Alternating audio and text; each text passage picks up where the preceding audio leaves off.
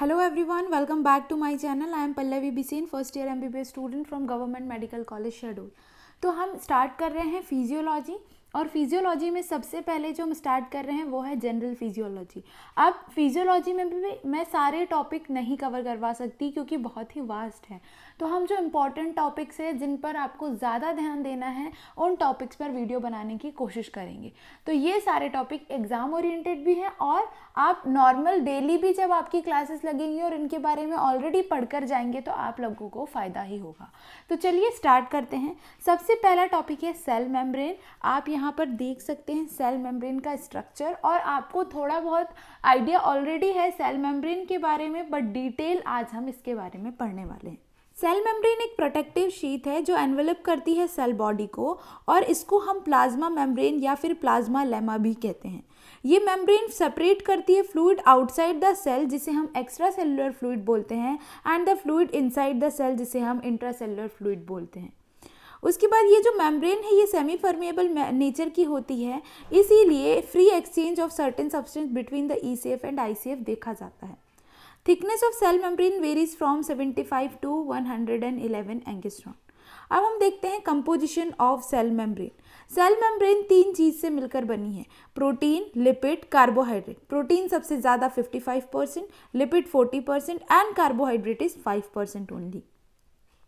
Structure of cell membrane की अब हम बात करने वाले हैं। On the basis of structure cell membrane को यूनिट मेम्ब्रेन या फिर 3 लेयर मेम्ब्रेन कहा गया है।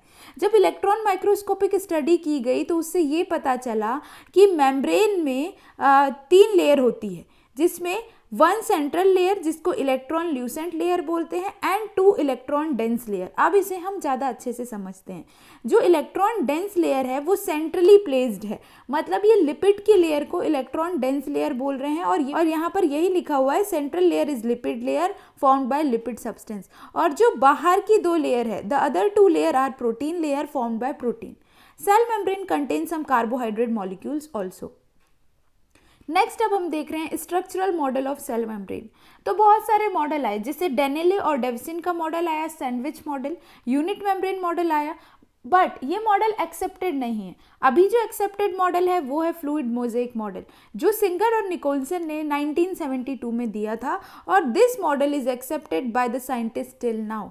In this model, the protein are found to float in the lipid layer instead of forming the layer of the sandwich type model. समझ आया कि यहाँ पे प्रोटीन लिपिड की लेयर में फ्लोट करते हैं, दोनों साइड में बाहर और अंदर की तरफ प्रोटीन की लेयर प्रेजेंट है। अब हम डिटेल में स्टडी करने वाले हैं lipid layer of cell membrane.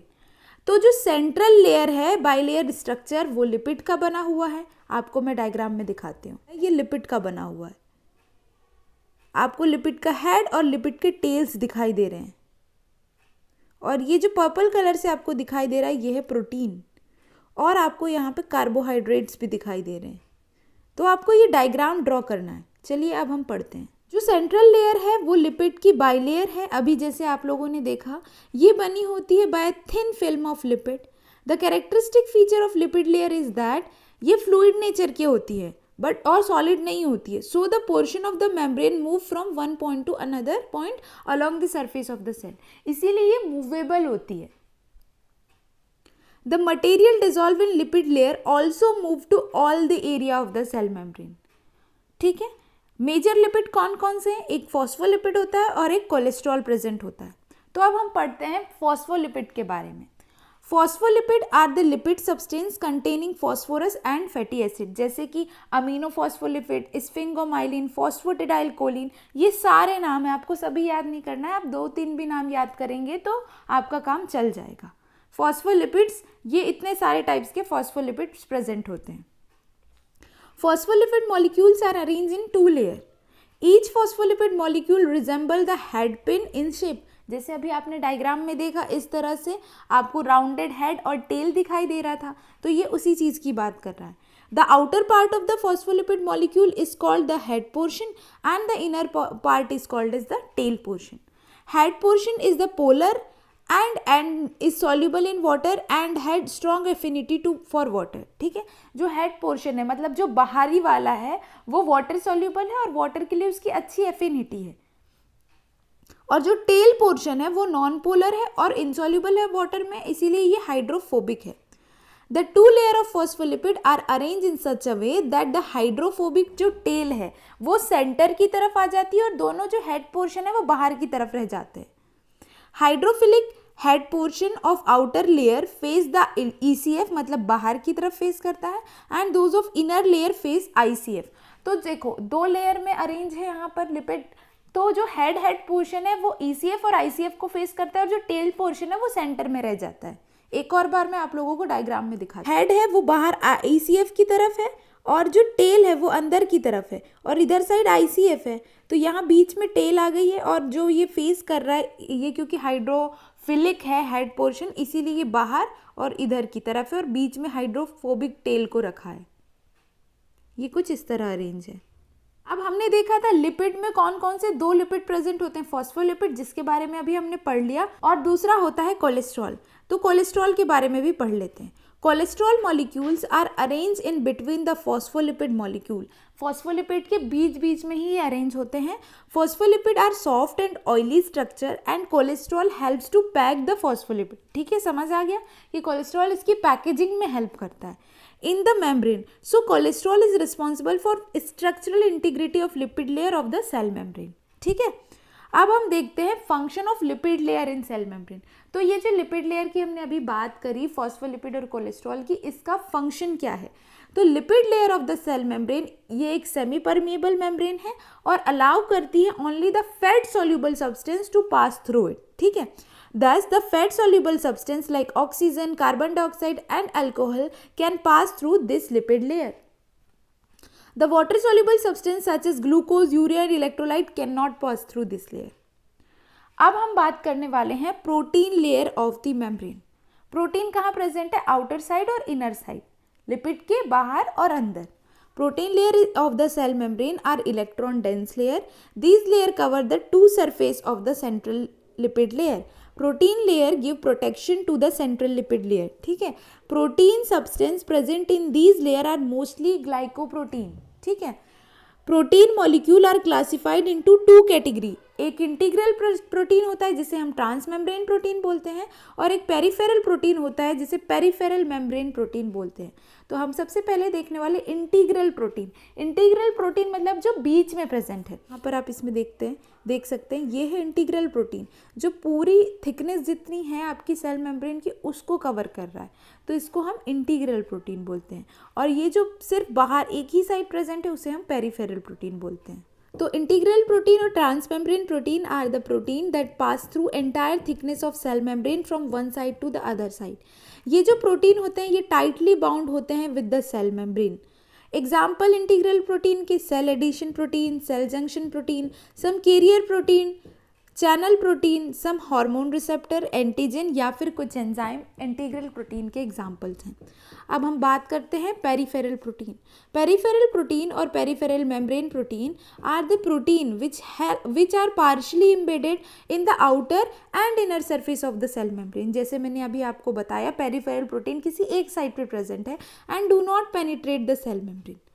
Peripheral protein are loosely bound with integral protein or lipid layer of cell membrane. So these protein molecule dissociate readily from the cell membrane. क्योंकि ये loosely bound है cell membrane से, तो ये easily dissociate हो जाते हैं। Example of peripheral protein, तो सबसे पहले प्रोटीन साइटोस्केलेटन जो है वो पेरिफेरल प्रोटीन है, कुछ कैरियर ट्रांसपोर्ट प्रोटीन और कुछ एंजाइम इसके एग्जाम्पल है। अब हम बात करने वाले हैं function of protein in cell membrane. Protein का फंक्शन क्या होता है? Overall integral protein, peripheral protein, सारे प्रोटीन के फंक्शन देखेंगे। इंटीग्रल प्रोटीन क्या करता है? स्ट्रक्चरल इंटीग्रिटी मेंटेन करता है सेल मेम्ब्रेन की। Channel protein helps in the diffusion of water soluble substance like glucose and electrolyte. Channel protein मतलब जो चैनल प्रोवाइड करता है पास होने में, तो वो वाटर सॉल्युबल सब्सटेंस को क्या करता है? पास करवाता है, डिफ्यूज करवाता है। कैरियर और transport protein help in the transport of substance across the cell membrane by means of active and passive transport. अब यहाँ पे पंप के फॉर्म में होते हैं कुछ प्रोटीन, तो ये पंप क्या करते हैं? कुछ कैरियर प्रोटीन होते हैं जो पंप की तरह एक्ट करते हैं, by which ions are transported actively across the cell membrane. अब कुछ प्रोटीन रिसेप्टर्स के फॉर्म में प्रेजेंट होते हैं, तो receptor protein serve as the receptor site for hormone and neurotransmitter. कुछ प्रोटीन एंजाइम की तरह फंक्शन करते हैं, तो enzyme some of the protein molecule form the enzyme and control chemical reaction within the cell membrane. कुछ protein antigen के form में होते हैं, तो antigen some protein act as antigen and include the process of antibody formation. कुछ cell adhesion molecule या फिर integral protein होते हैं, वो रिस्पॉन्सिबल होते हैं for the attachment of cell to their neighbour और द बेसल लैमेला। ठीक है, तो ये हमने क्या करा, प्रोटीन का फंक्शन देखा। अब हमने स्टार्टिंग में सेल के कंपोजिशन में देखा था प्रोटीन प्रेजेंट होता है, लिपिड प्रेजेंट होता है, बट साथ में कुछ % कार्बोहाइड्रेट भी प्रेजेंट होता है। तो अब हम कार्बोहाइड्रेट के बारे में देखने वाले हैं। Carbohydrate of the cell membrane. Some of the carbohydrate molecule present in the cell membrane are attached to protein and form glycoprotein. Some carbohydrate molecule are attached to lipid and form glycolipid. तो जो carbohydrate protein से present attach है वो glycoprotein बनाएंगे और जो lipid से attach है वो ग्लाइकोलिपिड बनाएंगे। Carbohydrate molecule form a thin and loose covering over the entire surface of the cell membrane, जिसे हम ग्लाइकोकैलिक्स कहते हैं। फंक्शन क्या है कार्बोहाइड्रेट का सेल मेम्ब्रेन में?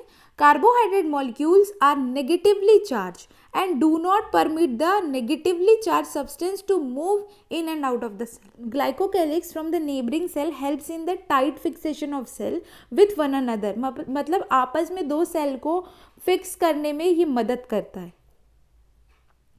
सम carbohydrate molecule function as the receptor of some hormones. ठीक है, तो 3 इसके फंक्शन है कार्बोहाइड्रेट के, आपने यहाँ पर देख लिए।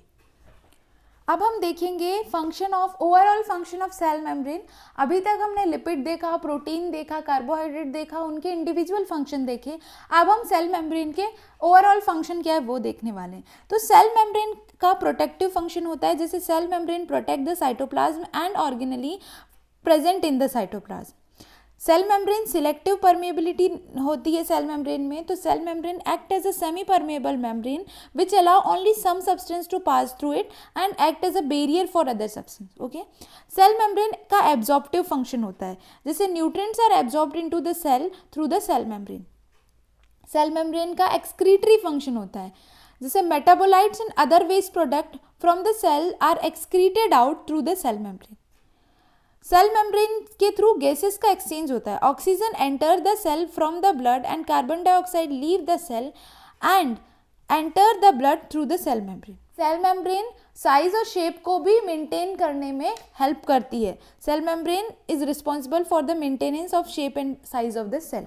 तो इस वीडियो में हमने सेल मेम्ब्रेन के बारे में पढ़ा, और अगर ये आपको 5 मार्क्स का क्वेश्चन आता है या 10 मार्क्स का, तो आपको मिनिमम सेल मेम्ब्रेन के बारे में इतना लिखना है और एक डायग्राम साथ में आप लोगों को बनाना है।